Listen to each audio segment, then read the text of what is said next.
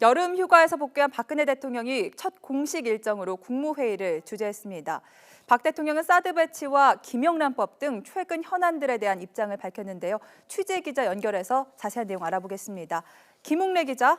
네, 청와대 춘추관입니다. 네, 국무회의 내용 자세하게 전해주시죠. 네, 세종 정부청사와 영상회의 형식으로 진행된 오늘 국무회의에서 박 대통령은 크게 세 가지 부분을 강조했습니다. 우선 사드 배치 문제입니다. 박 대통령은 북한이 핵 능력을 고도화시키면서 탄도미사일의 성능을 끊임없이 향상시키고 있는 상황에서 사드 배치 갈등이 계속돼 속이 타들어가는 심정이라고 말했습니다. 그러면서 사드 배치는 국가와 국민의 안위가 달린 문제고 바뀔 수도 없는 문제라고 강조했는데요. 박 대통령은 자신에게 남은 유일한 소명은 나라와 국민을 지켜내는 것이라며 사드 배치에 대한 이해를 거듭 호소했습니다. 박 대통령의 발언 직접 들어보겠습니다. 저도 가슴 시릴 만큼 아프게 부모님을 잃었습니다. 이제 저에게 남은 유일한 소명은 대통령으로서 나아가 나라와 국민을 각종 위협으로부터 안전하게 지켜내는 것입니다.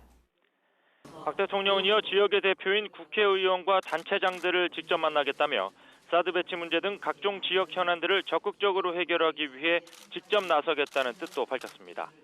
최근 헌법재판소에서 합헌 결정을 받은 김영란법에 대한 입장도 내놨습니다. 박 대통령은 헌재 결정이 우리 사회의 오랜 부패 관행을 끊어내야 한다는 사회적 공감대를 확인한 결과라고 평가했습니다.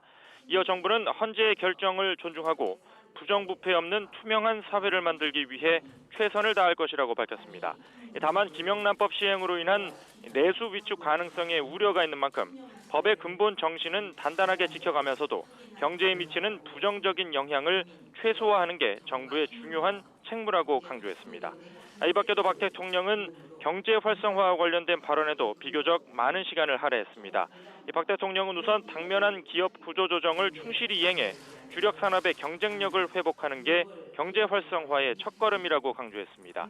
이어 구조조정과 일자리 창출을 지원하기 위해 정부가 11조 원 규모의 추가 경정 예산안을 국회에 제출했다며 국회의 협조를 당부했습니다. 특히 박 대통령은 구조조정의 충격을 맨몸으로 견뎌야 하는 근로자들과 타들어가는 지역 경제의 고통을 내 몸과 내일같이 여겨 추경을 다른 것과 연계해 붙잡고 있지 말고 처리에 속도를 내달라고 호소했습니다. 지금까지 청와대 춘추관에서 YTN 김웅래입니다.